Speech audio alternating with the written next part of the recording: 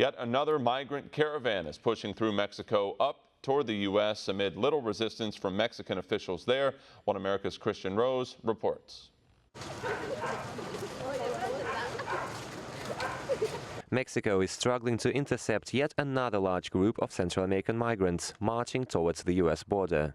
Reports on Wednesday suggested Mexican police escorted the new caravan of at least 1,000 migrants who entered southern Mexico overnight. This as talks over immigration and tariffs between Mexican and U.S. officials continue in Washington. I'm encouraged that President Lopez Obrador sees the problem and more importantly is willing to do something about the problem. So let's see how the talks proceed. Mexico is looking to avoid President Trump's 5 to 25% tariffs by cooperating on immigration. However, reports on the ground suggest Mexico only has 200 military police officers to confront this latest caravan, and instead of detaining and deporting the migrants, officials opted to put them on buses and take them deeper into Mexico. They say the migrants will be housed and registered around the town of Tapachula, but there is no guarantee they won't continue their trek north.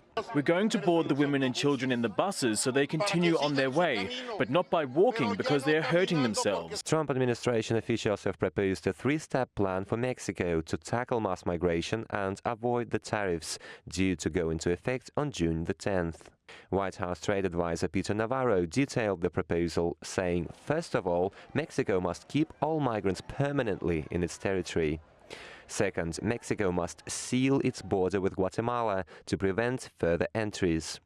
Finally, Navarro said Mexico must crack down on corruption at immigration checkpoints along the bus and train routes that take migrants to the U.S. border. Very lucrative enterprise, and it's a public-private partnership in the sense that you have the narco-traffickers and the human traffickers, and then you have government officials making a lot of money. I mean, there's a system of checkpoints that runs south to north to the United States that are supposed to stop a lot of this activity when in fact a lot of corruption takes place. Yet it remains unclear if Mexico is able to follow through, even if it agrees to the U.S. proposed plan.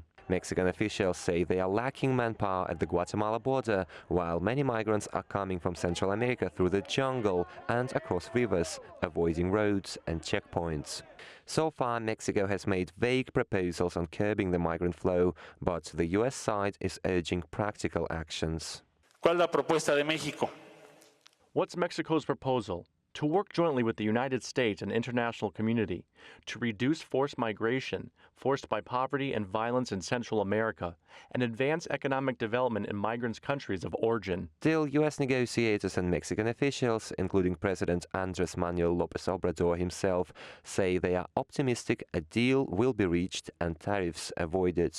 In the meantime, migrants, now flocking to Mexico from all over the world, keep pushing north. Kristian, Rouz, One America News. Want to see more videos like this?